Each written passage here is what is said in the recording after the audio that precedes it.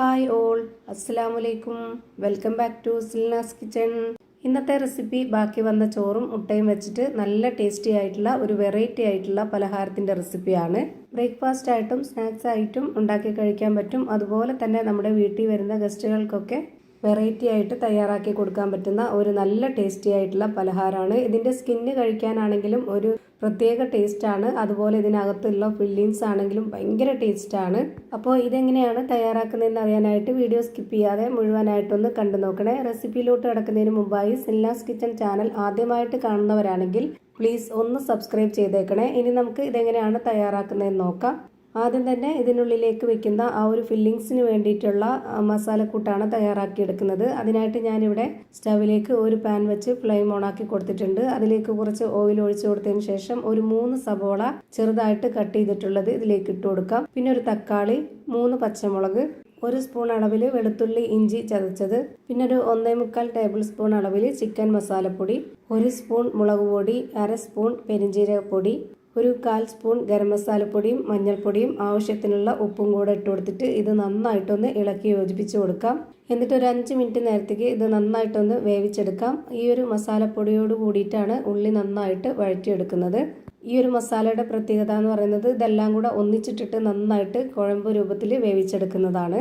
അപ്പോൾ ഞാനിത് ലോ ഫ്ലെയിമിലിട്ടിട്ട് അടച്ചു വെച്ചിട്ടാണ് വേവിച്ചെടുക്കുന്നത്. ഇനി ആ ഒരു സമയം കൊണ്ട് നമുക്ക് ഇതിനു വേണ്ടിയുള്ള മാവ് തയ്യാറാക്കിയെടുക്കണം. അതിനുവേണ്ടി ഞാനിവിടെ ഒരു മിക്സിയുടെ ജാർ എടുത്തിട്ടുണ്ട്. ഇതിലേക്ക് 250 ml കപ്പിൻ്റെ അളവിൽ 1 കപ്പ് ബാക്കി വന്നിട്ടുള്ള ചോറാണ് ഇട്ട് കൊടുത്തിട്ടുള്ളത്. ചൂട് ചോറായിരുന്നാലും കുഴപ്പമൊന്നുമില്ല, ഇനി ഫ്രിഡ്ജിൽ വെച്ച് തണുത്തതായിരുന്നാലും കുഴപ്പമില്ല. അതുപോലെ തന്നെ ഏതരിയുടെ ചോറായിരുന്നാലും കുഴപ്പമില്ല. ചോറെടുത്തിട്ടുള്ള അതേ കപ്പ് അളവിൽ തന്നെ ഒരു 1/4 കപ്പ് വെള്ളവും കൂടെ ഒഴിച്ചു കൊടുത്തിട്ട് ഇത് നന്നായിട്ട് അരച്ചെടുത്തിട്ടുണ്ട്. അരച്ചെടുത്ത മിക്സ് ഞാനിവിടെ ഒരു പാത്രത്തിലേക്ക് ഒഴിച്ചു കൊടുത്തിട്ടുണ്ട്. ഇനി ഇതിലേക്ക് വേണ്ടത് ആവശ്യത്തിനുള്ള ഉപ്പാണ്. പിന്നെ ഒരു 2 ടേബിൾ സ്പൂൺ അളവിൽ ഓയിൽ ഒഴിച്ചു കൊടുക്കാം. മണമില്ലാത്ത ഏത് ഓയിലായിരുന്നാലും കുഴപ്പമൊന്നുമില്ല. പിന്നെ ഇത് നന്നായിട്ട് ഇളക്കി കൊടുക്കാം. ഇതുപോലെ ഒരു വിസ്ക് വെച്ചിട്ടാണ് ഞാനിവിടെ ഇളക്കി കൊടുക്കുന്നത്. ഈ ഒരു ഉപ്പ് കട്ടയായിട്ട് നിൽക്കണ്ടെന്ന് കരുതിയിട്ടാണ് നമ്മൾ ഇതിലേക്ക് മാവ് ഇട്ട് കൊടുക്കുമ്പോൾ ഓയിലും ഉപ്പും നന്നായിട്ട് ഇളക്കി യോജിപ്പിച്ച് കൊടുത്തിട്ടുണ്ട്. ഇനി ഇതിലേക്ക് വേണ്ടത് ഗോതമ്പ് പൊടിയാണ്. മൈദപ്പൊടിയിൽ വേണമെങ്കിലും ചെയ്തെടുക്കാവുന്നതാണ്. ഞാനിപ്പോൾ ഇവിടെ ഗോതമ്പ് പൊടിയാണ് എടുത്തിട്ടുള്ളത്. 250 ml കപ്പിൻ്റെ അളവിൽ 2.5 കപ്പ് ഗോതമ്പ് പൊടിയാണ് ഇതിലേക്ക് ഇട്ട് കൊടുക്കുന്നത്. ഇനി ഇത് കൈവച്ച് നന്നായിട്ടൊന്ന് മിക്സ് ചെയ്തിട്ടെടുക്കാം. അപ്പോൾ നമുക്ക് മനസ്സിലാവും ഇനി ഇതിലേക്ക് വെള്ളം ഒഴിക്കണോ വേണ്ടയോ എന്നുള്ളത്. ഇപ്പോൾ ഇത് കുറച്ച് ടൈറ്റായിട്ടാണ് ഇരിക്കുന്നത്. ഇതിലേക്ക് കുറച്ചുകൂടി വെള്ളത്തിൻ്റെ ആവശ്യമുണ്ട്. അപ്പോൾ അതിനായിട്ട് ഞാൻ പൊടി ഇട്ട് കൊടുത്ത അതേ കപ്പ് അളവിൽ തന്നെ ഒരു 1/4 കപ്പ് അളവിൽ വെള്ളം ഒഴിച്ചു കൊടുക്കുന്നുണ്ട്. എന്നിട്ട് ഇത് നന്നായിട്ടൊന്ന് കുഴച്ചിട്ടെടുക്കാം. ഒരുപാട് നന്നായിട്ട് കുഴച്ചെടുക്കരുത്. ഇതിൻ്റെ മാവ് കുറച്ചൊന്ന് ലൂസായിട്ടിരിക്കണം. ഞാനിപ്പോൾ ഇവിടെ ഇത് നന്നായിട്ട് കുഴച്ചെടുത്തിട്ടുണ്ട്. ഇനി നമുക്ക് ഇതിൽ നിന്ന് കുറച്ചായിട്ടെടുത്ത് ബോൾസാക്കി മാറ്റാം. കയ്യിൽ കുറച്ച് ഓയിലൊന്ന് സ്പ്രെഡ് ചെയ്തതിന് ശേഷം ഇതുപോലുള്ള വലിപ്പത്തിലുള്ള ബോൾസ് ആക്കിയിട്ടാണ് മാറ്റുന്നത്. എല്ലാ മാവിലും ഇതേപോലെ തന്നെ ചെയ്തെടുക്കുന്നുണ്ട്. എന്നിട്ട് ഇതൊന്ന് മാറ്റി വയ്ക്കാം. ഇനി നമ്മൾ നേരത്തെ വേവിക്കാനായിട്ട് വെച്ചിരുന്ന ആ ഒരു മസാലക്കൂട്ട് വെന്തെന്ന് നോക്കാം. ഇപ്പോൾ ഇതാ മസാലക്കൂട്ട് നന്നായിട്ട് വെന്ത് കുഴഞ്ഞു വന്നിട്ടുണ്ട്. ഇനി നമുക്ക് ഇതിലേക്ക് ഇട്ട് കൊടുക്കേണ്ടത് മുട്ടയാണ്. പുഴുങ്ങിയ മുട്ട ഗ്രേറ്ററിൽ ഒന്ന് ഗ്രേറ്റ് ചെയ്തെടുത്തിട്ടാണ് ഇതിലേക്ക് ഇട്ട് കൊടുക്കുന്നത്. ചെറിയ ഹോളിലിട്ടിട്ട് വേണം ഗ്രേറ്റ് ചെയ്തെടുക്കാനായിട്ട്. ഇതിനായിട്ട് 5 കോഴിമുട്ട പുഴുങ്ങിയതാണ് എടുത്തിട്ടുള്ളത്. ഇനി ഇത് നന്നായിട്ട് ഇളക്കി കൊടുത്തതിന് ശേഷം ഒരു 3 മിനിറ്റ് നേരം കൂടി ഇതൊന്ന് വേവിച്ചെടുക്കാം. ഈ ഒരു മുട്ടയുടെ ആ ഒരു മണമൊക്കെ കിട്ടാനാണ്. ഇതൊന്ന് അടച്ചു വെച്ച് വേവിച്ചാലാണ് ആ ഒരു മുട്ടയുടെ മസാലയുടെ ഒക്കെ കറക്റ്റ് ആയിട്ടുള്ള വേവും അതുപോലെ നല്ലൊരു ടേസ്റ്റൊക്കെ ആയിട്ട് കിട്ടുള്ളൂ. ഇപ്പോൾ ഒരു 3 മിനിറ്റ് ആയിട്ടുണ്ടാവും ഇത് വേവാനായിട്ട് വെച്ചിട്ട്. ഇപ്പോൾ ഇത് നന്നായിട്ട് വെന്ത് കിട്ടി. ഇനി നമുക്കിതിൻ്റെ ഫ്ലെയിം ഓഫ് ചെയ്ത് കൊടുക്കാം. അടുത്തതായിട്ട് നേരത്തെ തയ്യാറാക്കി വെച്ചിട്ടുള്ള ആ ഒരു മാവ് എടുത്തിട്ട് അതിൽ നിന്ന് ഒരു പീസ് എടുക്കുക. ഇതുപോലെ നന്നായിട്ടൊന്ന് പൊടി ഇട്ട് കൊടുത്തതിന് ശേഷം പരത്തിയെടുക്കുക. ഈ മാവ് പരത്തിയെടുക്കുമ്പോൾ ഈ ഒരു ബോർഡിനനുസരിച്ച് കുറച്ച് നീളത്തിലാണ് ഞാനിതിനെ പരത്തിയെടുക്കുന്നത്.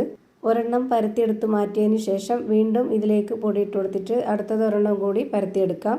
ഇതുപോലെ 4 എണ്ണം പരത്തി മാറ്റണം. അങ്ങനെ ഞാനിവിടെ 4 എണ്ണം പരത്തി മാറ്റിയിട്ടുണ്ട്. ഇനി നമുക്ക് അതിൽ ഒരെണ്ണം ഇതുപോലെ ബോർഡിൽ വെച്ച് കൊടുത്തതിന് ശേഷം ഇതിന് മുകളിലേക്കായിട്ട് കുറച്ച് ഓയിലൊന്ന് ഇതുപോലെ ചുറ്റിച്ചൊഴിച്ച് കൊടുക്കുക. എന്നിട്ട് അതിന് മുകളിലേക്ക് കുറച്ച് ഗോതമ്പ് പൊടി തൂവി കൊടുക്കണം. ഇങ്ങനെ ചെയ്ത ശേഷം വീണ്ടും അടുത്ത ഒരു മാവും കൂടെ ഇട്ട് കൊടുക്കണം. എന്നിട്ട് അതിന് മുകളിലേക്കും കുറച്ച് ഓയിലൊന്ന് ഒഴിച്ചു കൊടുത്തിട്ട് ഇതുപോലെ കുറച്ച് ഗോതമ്പ് പൊടി കൂടി ഇട്ട് കൊടുത്തതിന് ശേഷം വീണ്ടും അടുത്ത മാവ് ഇട്ട് കൊടുക്കുക. അങ്ങനെ 4 എണ്ണം നമ്മൾ ഇതേപോലെ തന്നെ ഒന്നിന് മുകളിൽ ഒന്നായിട്ട് ഇങ്ങനെ ഇട്ട് കൊടുക്കുക. ഇത് തമ്മിൽ ഒട്ടിപ്പിടിക്കാതിരിക്കാൻ വേണ്ടിയിട്ടാണ് ഇങ്ങനെ ചെയ്തെടുക്കുന്നത്.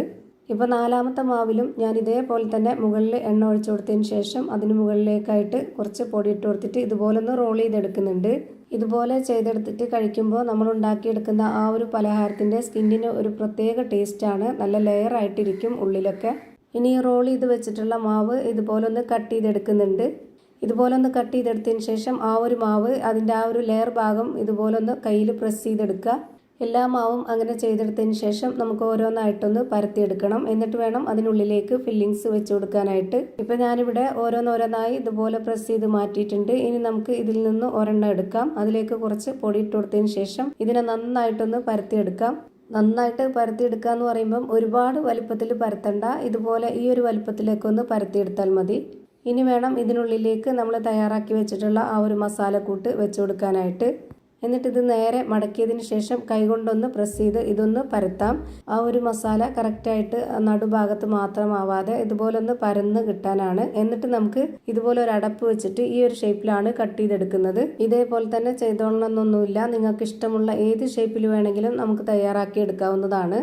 അതുപോലെ ഇതിനകത്തുള്ള ആ ഒരു മസാല ഇതുപോലെ മുട്ട കൊണ്ട് തന്നെ വേണമെന്നില്ല. ചിക്കനോ മട്ടനോ ബീഫോ ഏതിൽ വേണമെങ്കിലും ചെയ്തെടുക്കാവുന്നതാണ്. ഇതേപോലെ തന്നെ ഞാനിവിടെ ഒരെണ്ണം കൂടെ ചെയ്ത് കാണിക്കുന്നുണ്ട്. ഇതുപോലെ മാവ് പരത്തിയെടുത്തതിന് ശേഷം അതിനുള്ളിലേക്ക് മസാല വെച്ച് കൊടുത്തിട്ട് ഇതുപോലെ ഒന്ന് കട്ട് ചെയ്തെടുക്കുമ്പോൾ നമുക്ക് അതിനുള്ളിലുള്ള ആ ഒരു ഫില്ലിങ്സ് ഒന്നും പൊട്ടി പുറത്തോട്ട് പോകത്തില്ല. നല്ല കറക്റ്റ് ഷേപ്പിൽ ഒട്ടിയിരിക്കും അതിൻ്റെ വക്ക് ഭാഗം.